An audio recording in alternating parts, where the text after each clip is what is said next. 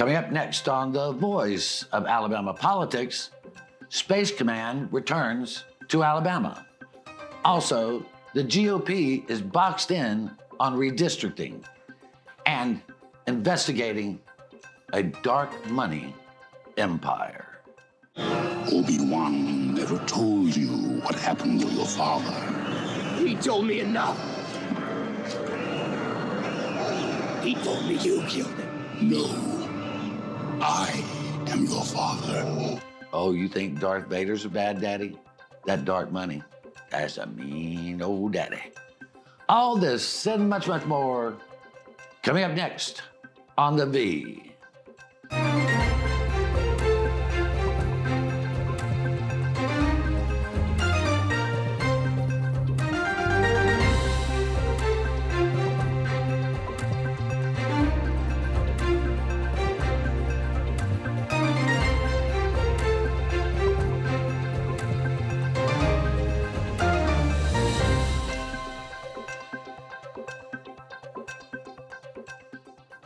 Welcome to The Voice of Alabama Politics, where we tackle the tough issues so you have the hard facts. I'm your host, Bill Britt, and as always, I'm joined by Susan Britt, research guru extraordinaire, and the talented, soon-to-be rocket man, Josh Moon, investigative reporter and columnist at APR. Space and Rocket Center, baby. Coming to you. The Rocket Man? Yeah, Rocket Man. Oh, listen. Did you hear? Trump came up with a new nickname for Huntsville. What is it? He's calling it the Rocket City. Why didn't How you think of this? clever. First That's ever. brilliant. There the whole That's time. that's genius. Brilliant It's job. just I mean, genius. Yeah. he has a knack for coining phrases that He have really been around does. for 100 years. But, you know, I say that in that finally Space Command is coming home Where it should be. where it should have been all along, in our opinion. Now, I know Colorado's not real happy about it, but look, these are political decisions a lot of time. But the statistics from the government itself found that Huntsville was a better location. And Josh, I would say, other than trying to figure out the infrastructure problem up in Huntsville, Madison, all that, it's a pretty darn big deal, right? Yeah, trying to figure out the infrastructure, the where the housing prices are going to go, where these 30,000 people are going to live. I mean, listen, it is fantastic. It is. Don't get me wrong. I'm not knocking anything about it at all, but there are some concerns from people because Huntsville has exploded and the surrounding areas have exploded in population and housing costs. I mean, the price of that I could sell my house for is at a ridiculous number that it should never be. Okay, it just should never be at this number. But regardless of all that, you're right. It was the correct decision. It was. You look at everything that they did, every study that they had, it always came back to Huntsville was the best location to Space Command. I really took issue with the Biden administration in the way that they did this and the way that they went about pulling it from Huntsville against what was better for the military and the folks who were going to be working and what was more conducive to a successful program. I felt like that. I don't like anybody playing politics. I was upset with Tommy Tuberville when he did it with the promotions. I was upset with Biden when he did it with this stuff right here. Leave the military folks alone. Let them do their jobs and honor what you're supposed to do with them. But this is where it's supposed to be. And absolutely, Susan, when you and I lived there back in the 80s, there were engineers waiting tables. Mm-hmm. You were fortunate to work out on Redstone Arsenal. You know, it was an honor. That place. But it is this Huntsville now has changed into this amazing city. This will transform it even more. And I have to say, I'm very proud of our congressional delegation, but without Richard Shelby, this would have never, ever happened. And I remember the day that they signed this, that President Trump signed this, and I got a call saying that, boy, don't forget that Richard Shelby was the guy. And I think Katie Britt is following up right where Richard Shelby left off. And I congratulate all our folks up there who did a great job, you know, on bringing this home to Alabama. Yeah, it's a great thing. I did have the honor of working in Von Braun's bunker, actually, out on Redstone Arsenal when I was there. And at that time, you know, we had Intergraph and a few things that were around, you know, what was I work for? USCI. We had several of those, but now it has boomed into this huge space and rocket central command, basically. I mean, it is where almost all of the technology comes from for our space. It's almost like it's a rocket city. Some might say. But right down to when you get it down to brass tacks, we're talking a $1.1 billion difference in the cost of putting it in Colorado and putting it here in Alabama. It is a no-brainer. It was a no-brainer. It was vindictive on Joe Biden's part. I think part of it had to do with the fact that Tommy Tuberville held up those promotions. But it did. I'm ready to let bygones be bygones, and let's move into space, man. Elton John already been there. We can go where no man has gone before. Women have. Anyway, Josh, you wrote about how the GOP has put themselves in a box on this redistricting thing. I mean, that's a mess of their own creating. A couple of boxes, actually. Yeah, it's, you know, we've had this issue with redistricting in the state. It's pretty clear that we've used race to gerrymander up some districts. I mean, now how many Trump-appointed judges need to tell you this, okay? And these are Trump-appointed judges. These are not a bunch of libs out there that are saying, oh, no, you've done the wrong thing here. These are, and they're not mincing words here either now. No. They're flat out saying in some cases, y'all have been really racist in doing this stuff. And so now we've got another one in Senate Districts 25 and 26 around the Montgomery area where they're going to have to redraw those districts. And, I've heard from the folks who have been in the room that, it's not going well for them, because they're trying to get this thing done, but they know that they're really kind of in a box because what they've done, what national Republicans have done, what the Supreme Court have done, what federal judges appointed by Republicans have done, is they've created this conundrum in which you have clearly racially gerrymandered districts. And then the fix to that is to unracially gerrymander them, except for the fact that you're not supposed to use race to draw districts. And so you're not supposed to use race to do that, but we need you to get to a district that has a majority-minority population where black voters can choose the candidate of their choice. And listen, they've done this to themselves, okay? By pretending as though race was a non-issue. We heard John Roberts say it was the old issue. The South is not the same anymore. It was nonsense then, and it remains nonsense. Yeah. Look at what we're doing here. And so this is the box that they found themselves in, and deservedly so. Yeah, and Susan, it's one of those things that if we had a commission, that bipartisan commission that drew these districts, it would make more sense for everybody. Republicans would still most likely be in the majority because that's just the way it would, because of the nature of the makeup of the race of the state. But now they want to escalate what is a terrible idea of gerrymandering in states like Texas, and Texas and Missouri and places like that. And then the Democrats are answering back in kind saying, well, we'll redistrict California and we just turned the whole thing into a bigger mess than it's been because we just can't seem to get that e pluribus unum back. Boy, the lawyers are making some great bucks on this. Doing well. But we're going to have to leave it right there. You're watching the voice of Alabama politics. We'll be right back.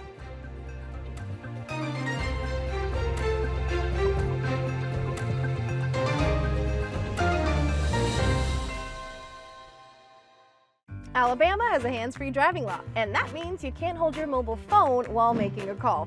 Oh, and no writing messages, recording, or watching videos either. Plus, you can only use a single button or swipe of a finger to answer a call. So what's a driver to do?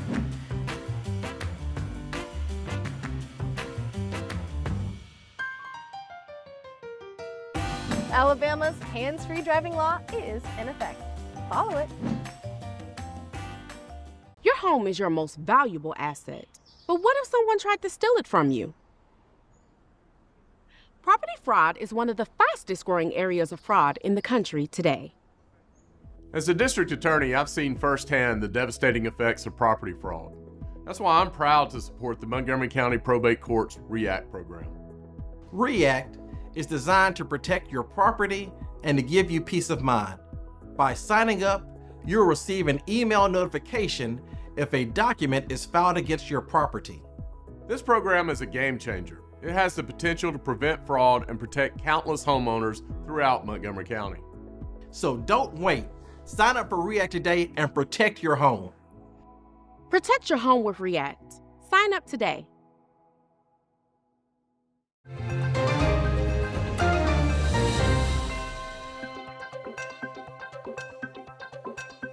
Welcome back to the voice of Alabama politics. You know, there is no more serious issue facing elections, Susan, than the dark money that infiltrates races up and down the line, all kinds of races, big dark money. But there is no moneyed group that is, in my estimation, bigger than the one that is run by Leonard Leo and his associates. And you mentioned Leonard Leo. To most people, they have no idea who he is. But Leonard Leo took the Federalist Society, which is the conservative legal wing of the Republican Party. It was a debating club when he took it over, basically, and turned it into this behemoth of a legal movement. When Trump needed gravitas with the right on judicial picks, he went to Leonard Leo. Leonard Leo gave him the list, which Neil Gorsuch and Brett Kavanaugh, Coney Barrett came off of. And he is trying to shape the judiciary throughout the country. He wants his group and his ideology to not just follow the rule of law, but to rule what the law is.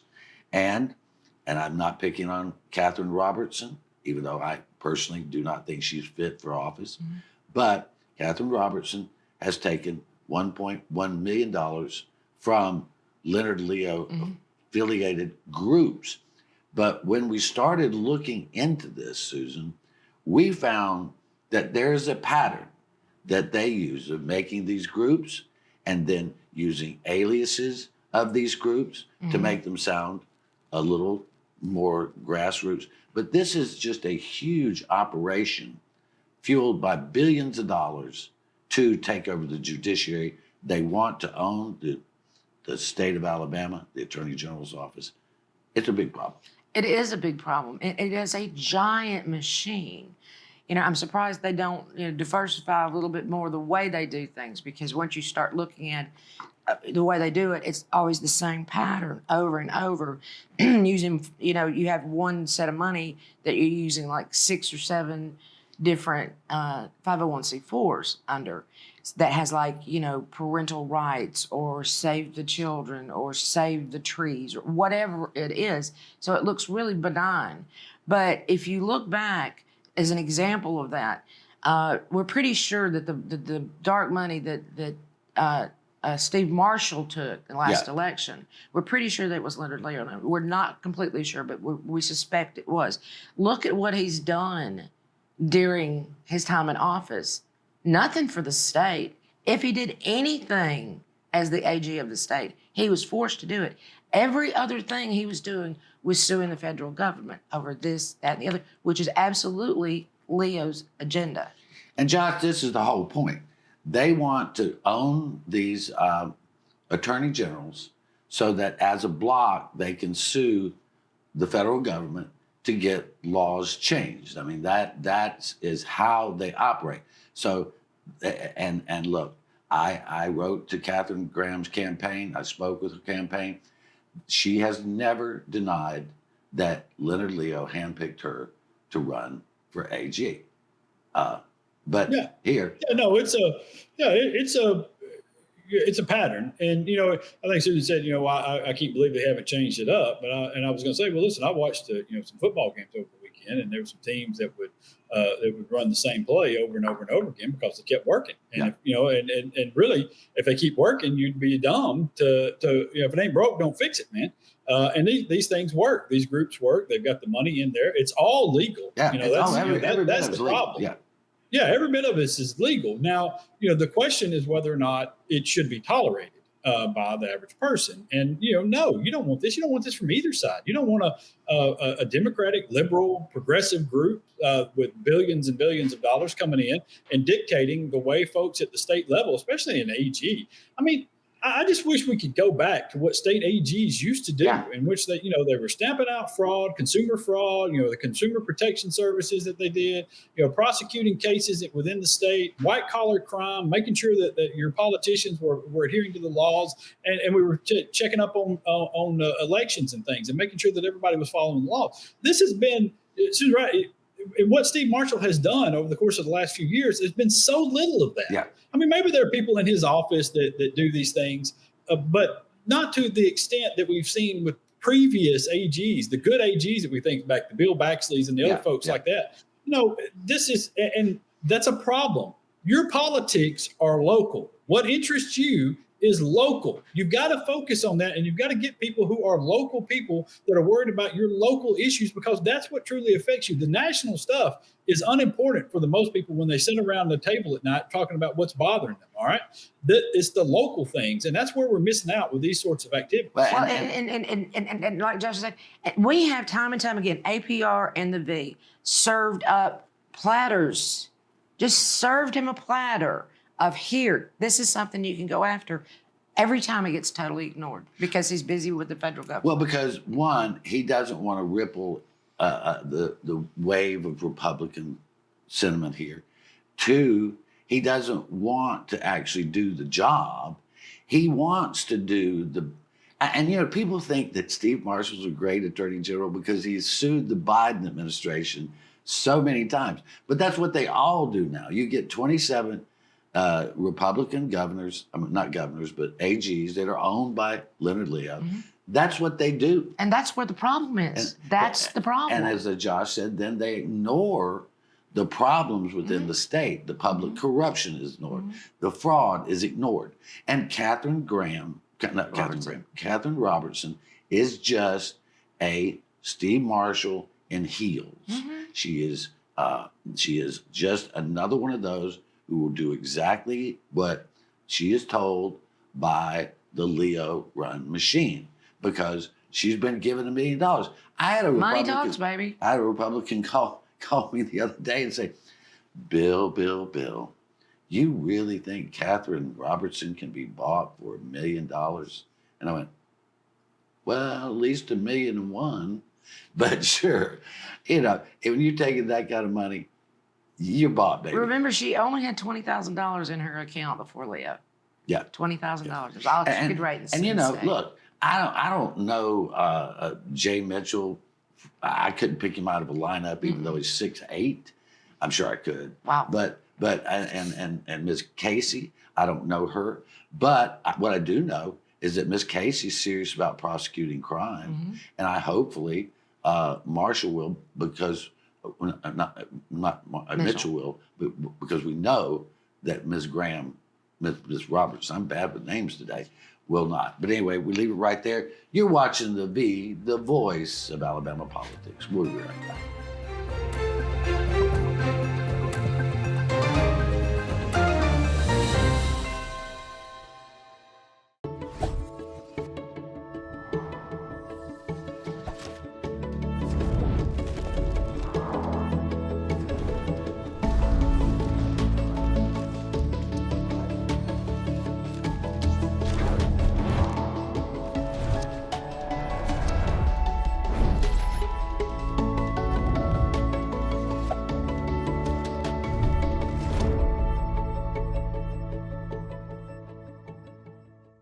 Alabama has a hands-free driving law, and that means you can't hold your mobile phone while making a call. Oh, and no writing messages, recording, or watching videos either. Plus, you can only use a single button or swipe of a finger to answer a call. So what's a driver to do?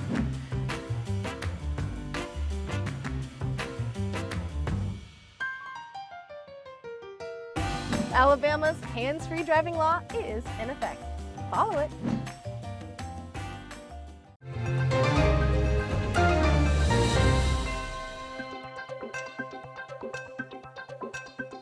Welcome back to the voice of Alabama politics.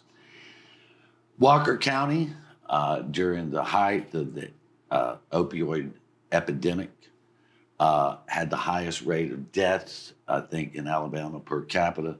Some 300 people died from overdoses.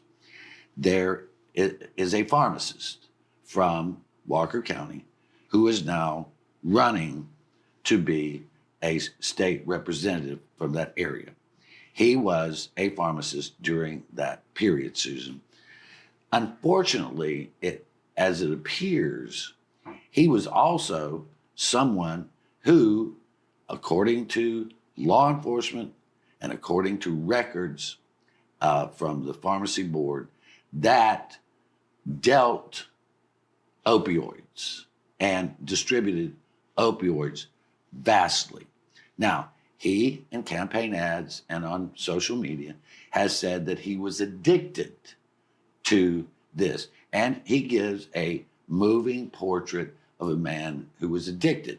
However, when you look at the facts, to me, he looks more like a man who, might have been addicted to drugs, but he was also selling these very drugs to people.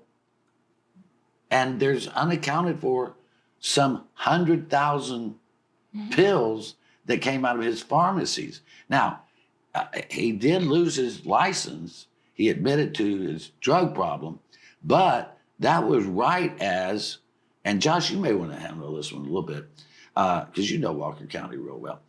I mean, the investigators were on his trail. They were about to make an arrest or building a case against him right before he turned himself in and said, "Oh, I've got a drug problem." But the missing drugs, he didn't take 100,000 pills. Yeah, it's his Dustin Beatty who's running. Yeah, right, Dustin Beatty. And he's in a pretty tight race at this point. And this stuff has come up on a lot of the social media pages around Walker County. And so we kind of took a look at what was going on with this race and what the actual story was here, because you're right. In the pharmacy records, he admits when he lost his license, he was originally lost for 10 years. He got it back after 5 and was on probation for another 5. But he admits in those records to not only being addicted and going through a rehab program, I think for 6 months, but at the same time, he was also selling, a fairly large number of pills. There's some dispute about what the number of pills were that were there, but there was a DEA audit of that pharmacy, and I think that's where they discovered a large number of missing pills or unaccounted for opioids. And he acknowledges in there, they list the 4 people that he was selling them to illegally. I mean, this is not, when we say selling, I don't mean that he sold 5 million pills out the front door legally. Yeah, 5 million. Okay.